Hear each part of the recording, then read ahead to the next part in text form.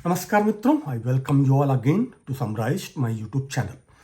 आज बात करेंगे बेशक बजट पे, जो आज ही प्रस्तुत किया है वित्त मंत्री निर्मला सीतारमण जी ने संसद में, और देखते हैं कि आम जनता से लेकर के कारपोरेशंस तक की क्या क्या उम्मीदें थी इस बजट से और उन्होंने कौन कौन सी उम्मीदें पूरी की हैं, कौन कौन सी उम्मीदें नहीं पूरी की हैं। इस बार ज़्यादा कहीं भटकने से बेहतर है कि मैंने सोचा कि तथ्यों पे बात करते हैं। नवभारत टाइम्स नाम का अखबार मेरे सामने खुला हुआ है, जिसमें नवभारत टाइम्स आप जानते हैं टाइम्स ऑफ इंडिया ग्रुप का है। वही कचरा कुमार जिसको कहा था अर्णब गोस्वामी जी ने। विवाद दोनों के बीच ये था कि कौन ज़्यादा सत्ता के समर्थन में है, कौन ज़्यादा सत्ता से मलाई ला सकता है।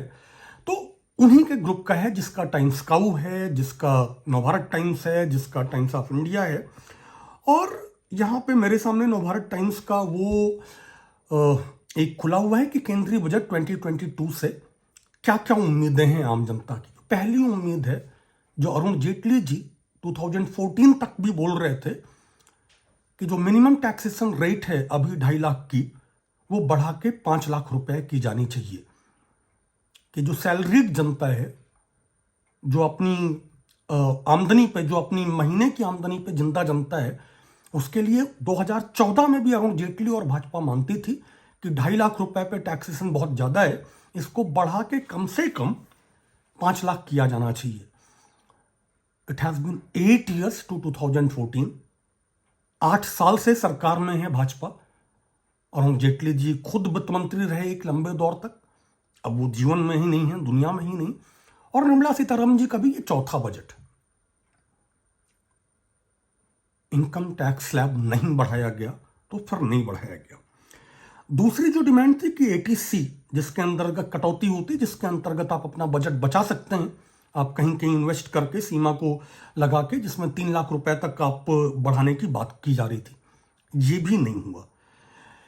और जो मांग रही थी आम जनता कि टर्म प्लान को प्रोत्साहित करेंगे। ये सारे जो मैं आपको हेडिंग्स बता रहा हूं ये नवभारत टाइम्स के हैं, और ऐसी ही मिलती जुलती हेडिंग्स मैंने बाकी सारे अखबारों और मीडिया हाउसेस में देखी हैं कि सरकार को टर्म इंश्योरेंस प्रीमियम के लिए प्रोत्साहित करना चाहिए।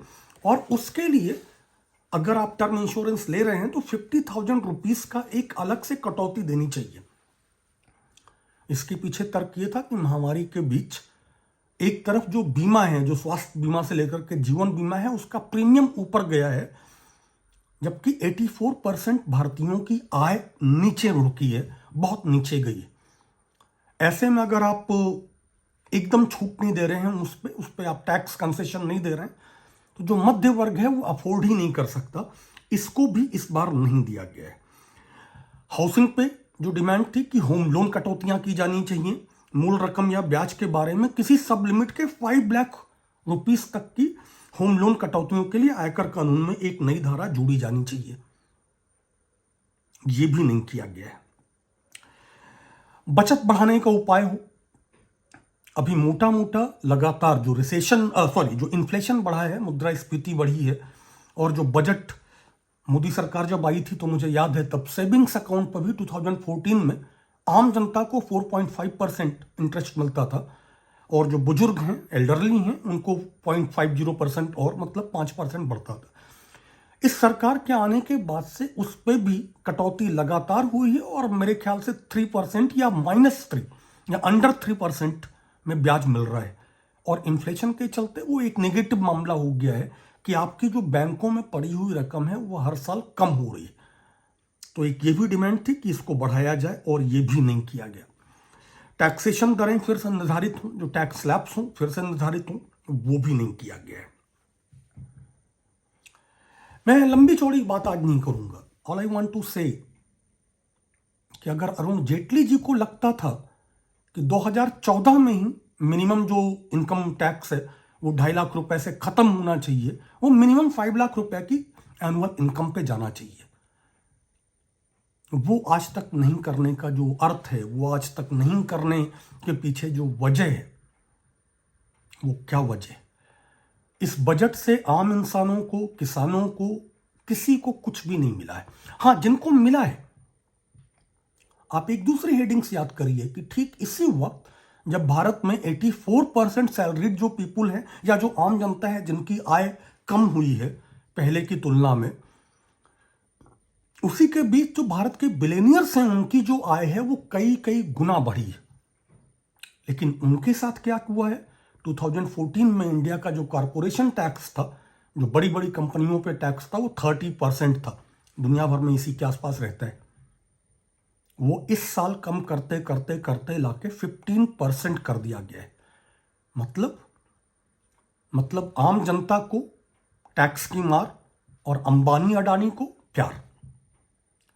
इसमें गलती खैर सरकार की नहीं है, इसमें गलती आपकी है, बेवकूफी आपने की है। There are no free lunches. अगर अडानी अपना चुनाव प्रचार करने के लिए उस टाइम की सरकार के खिलाफ विपक्ष के नेता को अपना हवाई जहाज दे रहा था, तो आपका ये उम्मीद करना कि वो आपके लिए वो आदमी कोई काम करेगा, ये आपकी गलती है, ये हमारी और किसी की गलती नहीं है। और देखें, इस बजट ने आम इंसानों का मजाक भी बहुत तगड़े में उड़ाया है। जो मैं कह रहा हूं कि मजाक उड़ाया है, 25 साल का बजट। दुनिया 2 साल में बदल जाती है और आप 25 साल का विजन बजट में ला रहे हैं। भाई साहब, कॉन्स्टिट्यूशन बना रहे थे कि बजट?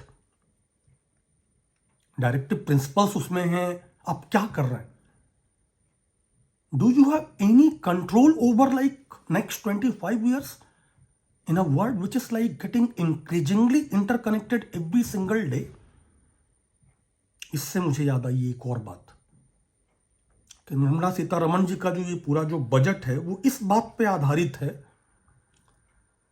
जो मैं इकोनॉमिक सर्वे उनका पढ़ रहा था, अभी पूरा नहीं पढ़ पाया, 200 पेजेस पढ़ने में थोड़ा टाइम तो लगता है, लेकिन उनका जो बजट है वो इस पे आधारित है कि क्रूड ऑयल जो है वो 70 बैरल पे रहेगा, 70 USD पर बैरल पे रहेगा, जो अभी 90 के ऊपर है। दुनिया फिर से खुल रही है कोविड के बाद, क्रूड ऑयल के रेट्स ऊपर जाने वाले हैं, और आप बता रहे हैं कि आपको ये लग रहा है कि क्रूड ऑयल का रेट कम होगा, $70 पे जाएगा। खैर, 25 लाख से जो दूसरी बात याद आती है कि आपको बहुत सारे टारगेट्स पहले भी दिए गए थे। 2022 वॉज द बजवर्ड अर्लियर। जब 2014 में मोदी जी की सरकार बनी थी तो 19 की बात वो नहीं करते थे, वो 22 की बात करते थे। 2022 तक भारत में 150 स्मार्ट सिटीज होंगी, एक भी बनी। 2022 तक किसानों की आय दोगुनी हो जाएगी, एक भी किसान की आय दोगुनी हुई। 2022 तक 20 लाख से ज्यादा सोलर पंप दिए जाएंगे। कितने दिए गए? 2022 तक 6 करोड़ नए मकान बनेंगे। फिर मैं देख रहा था कि इस साल 80 लाख इस बजट में फिर से अनाउंस किया है। बाकी पे तो कुछ बोला ही नहीं, कितना डेफिसिट है, आप कितना बना पाए, कितना नहीं। और क्या किया गया है? फूड सब्सिडी पे 2.9 लाख करोड़ को घटा के 2.1 लाख करोड़ कर दिया गया है। CMI से लेकर के जितने सर्वेस हैं, खुद सरकार बता रही है, मोदी जी के अपने भाषण में वो बोलते रहते हैं कि 80 करोड़ परिवारों को बैठा के खिला रहे हैं।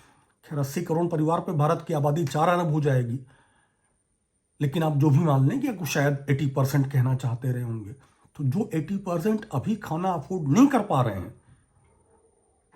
आप खाद्य सब्सिडी का बजट घटा के उनको खाना कैसे दे देंगे? इसी के साथ इसका मतलब बहुत साफ है कि जो राशन डिस्ट्रीब्यूशन हो रहा है वो उत्तर प्रदेश चुनाव के बाद रोकने जा रही है सरकार। इसका और कोई अर्थ नहीं इसके सिवा, सीधे सीधे। वैसे भी भारत इकलौता देश है जिसने एक हेल्थ पैंडेमिक के बीच में अपना हेल्थ बजट 10% से ज्यादा घटा दिया है। दुनिया के सारे देशों ने, भूटान ही नहीं, बांग्लादेश जैसे गरीब देशों तक ने अपना हेल्थ एक्सपेंडिचर बढ़ाया है। India is only one of those countries with some self respect जिन्होंने अपना हेल्थ बजट घटाया है। ऐसे ही खाद पे भी अब बजट, आप कह रहे हैं किसानों की आय दुगनी 2022 तक होनी थी, 1/3 हो गई है। उस पे भी जो एलोकेशन है 1.4 लाख करोड़ से घटा के 1.1 लाख करोड़ कर दिया है, जबकि पूरी दुनिया में सप्लाई साइड प्रॉब्लम्स के चलते ही नहीं, बाकी और भी तमाम प्रॉब्लम्स के चलते जो इनपुट कॉस्ट है फर्टिलाइजर का वो ऊपर गया है, वो कई गुना बढ़ा है। और आप क्या कर रहे हैं? आप उसके लिए जो एलोकेशन है वो घटा रहे हैं। बात बहुत साफ है। अगर इसके बाद भी आपको ये लग रहा हो, मैं तो आपसे सबसे कहता हूं कि आप में से कोई भी व्यक्ति मुझे बता दें कि आम इंसानों को, गरीबों को इस बजट से कोई फायदा हुआ हो, उनके लिए कोई ईयरमार्क ही हो, उनके लिए कुछ भी हो, हम 2022 के जो प्रॉमिसेस हैं वो एक बार भूल भी जाएं, तो भी क्या किसी भी आम इंसान को इस बजट से कुछ भी मिला है? Point out one thing, just one thing for me. और अगर नहीं मिला है तो आप सोचिए कि ये सरकार किसकी है, किसके लिए काम कर रही है और क्यों काम कर रही है। बजट को और ध्यान से देख के इसके आगे बताऊंगा आपको विस्तार से।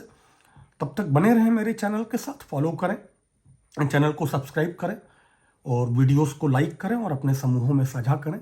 शुक्रिया, बाय।